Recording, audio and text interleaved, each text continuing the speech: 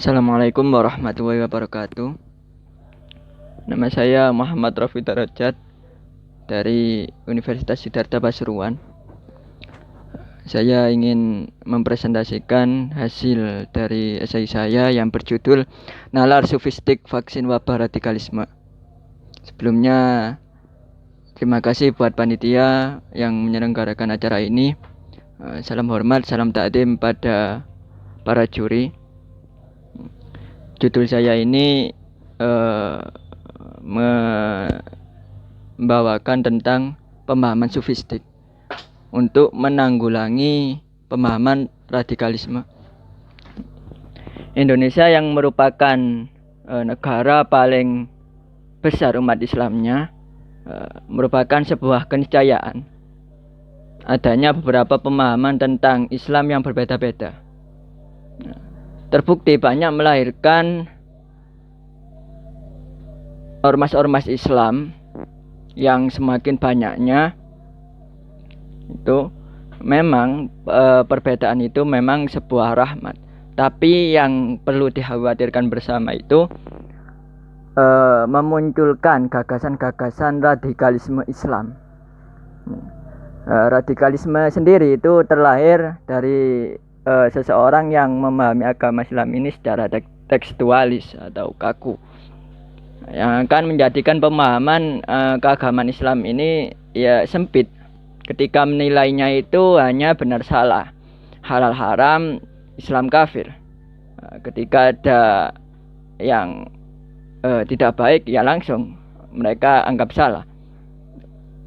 Jadi pemahaman secara lahiriah ini merupakan benih-benih dari pemahaman radikalisme.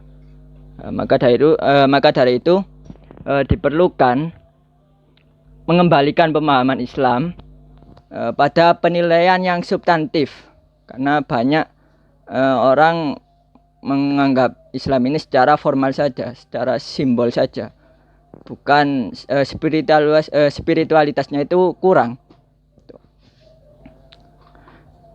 Indonesia ini sejarah telah mencatat penyebaran Islam di Indonesia itu disebarkan oleh Wali Songo, yang mana Wali Songo itu sebagai ulama sufi, dakwanya itu mengedepankan sisi Islam yang substantif, Islam yang rahmatan lil alamin, bukan langsung mendakwakan Islam secara ajaran fikih atau formalitasnya saja. Ketika melihat Indonesia yang kala itu menyembah arwah-arwah atau yang agamanya masih Hindu Buddha, itu tidak langsung dihukumi sesat, tidak langsung dihukumi salah atau haram.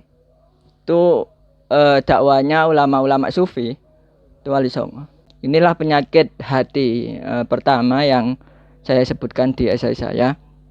Ketika mereka yang radikalis itu melihat kebatilan, melihat ada yang salah dengan orang lain, mereka lantas bersuara paling lantang untuk langsung menghukumi ini salah, ini menodai agama Islam. Itu dalam Al-Quran itu tidak boleh seperti itu.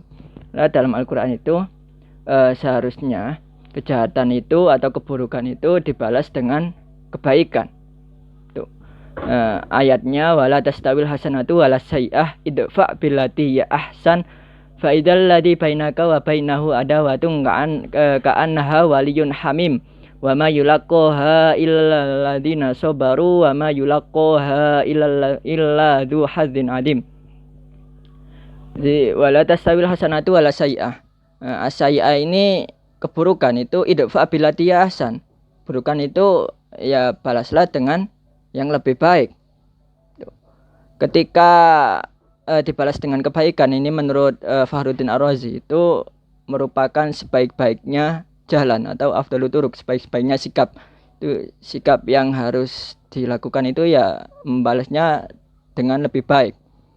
Karena ketika kita membalas dengan orang yang membenci kita itu membalas dengan kebaikan, membalas dengan cinta, kasih sayang, maka mereka akan berbalik arah mereka akan berteman atau malah tidak membenci kita, malah mencintai kita.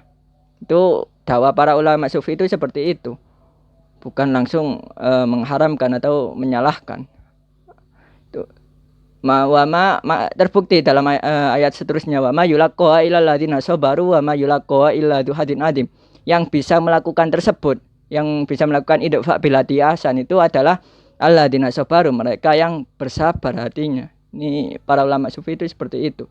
Karena banyak cerita-cerita ulama atau waliullah itu ketika ingin dicelakai, ketika ada yang membenci, ya tidak balas membencinya, malah dimaafkan, malah membalasnya itu dengan jalan lebih baik. Tuh. Dalam ayat lain mengatakan wa jazaa'u sayyi'atin sayyi'atu misluha.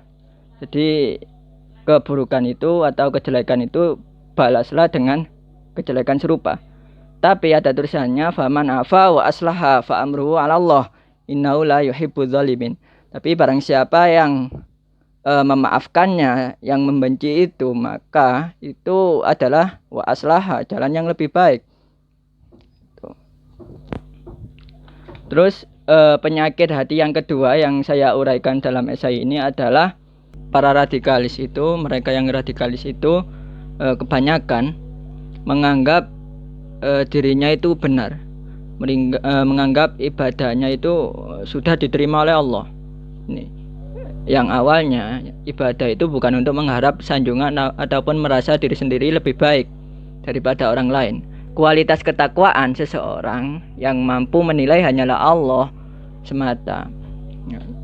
Al-Quran menyebutkan alladzina yajtanibuna kabairal ismi wal fawahisya ilal lamama inna rabbaka wasi'ul maghfirati huwa a'lamu bikum id ansha'akum minal ardi wa id antum ajinnatun fi butuni ummahatikum fala tuzakku anfusakum wa a'lamu biman ittaqa. Di ayat ini menjelaskan tentang semua manusia itu tidak luput dari dosa, tidak luput dari kesalahan adami maupun kesalahan kepada Allah. Maka dari itu kata alamama ini diartikan dosa-dosa kecil. Semua manusia itu pasti melakukan itu.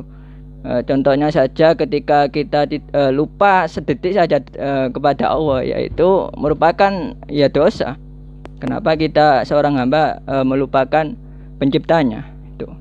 Itu contoh yang kecil itu pun dikatakan dosa kecil. Tetapi Quraisy mengatakan ketika memuji amal itu dengan jalan tahadus binikmah, menceritakan kenikmatan kepada orang lain agar supaya orang tersebut itu bisa seperti kita. Contohnya ulama dengan santrinya itu tahadus binikmah, itu agar santri itu ya mengikuti perilaku seorang kiainya. Jadi dalam hadis juga disarikan kuantitas amal perbuatan bukanlah suatu jaminan untuk masuk surga. La yadkhilu ahadan minkum amaluhul jannah wa la yujiru minan nar wa la ana illa bi rahmati minallah. Nah, itu Nabi Muhammad sendiri pun mengatakan saya ini tidak bisa menjamin seseorang itu masuk surga. Nah, ini hadisnya. Hanya rahmat Allah yang bisa menjamin manusia itu masuk surga. Maka dari itu manusia itu kenapa bisa sombong? Apa yang disombongkan itu? Ayat ini juga dalam tafsir Jalalain asbabun nuzulnya, yaitu dikatakan ada seseorang yang mengakui begini, karena yaqulu sholatana syamana hajjana. Jadi ini loh sholat saya, ini puasa saya, ini haji saya. Itu kan mengakui amal ibadahnya itu sudah lebih baik, sudah lebih benar daripada orang lain. Ini yang patut disesali atau penyakit dari mereka yang radikalis. Maka dari itu tasawuf jika dipraktekkan dengan benar dan tepat akan menjadi metode yang efektif dan impresif untuk menghadapi tantangan zaman sekarang ini. Bagi kaum sufi, apapun zamannya atau bagaimanapun gejolak di dunia ini, semuanya akan dihadapi dengan pikiran yang jernih, suasana hati yang dingin, objektif, penuh ketenangan. Semua itu ya dianggap enteng-enteng saja. Itu seorang sufi itu seperti itu. Mungkin itu yang dapat saya sampaikan. Semoga bermanfaat. Assalamualaikum warahmatullahi wabarakatuh.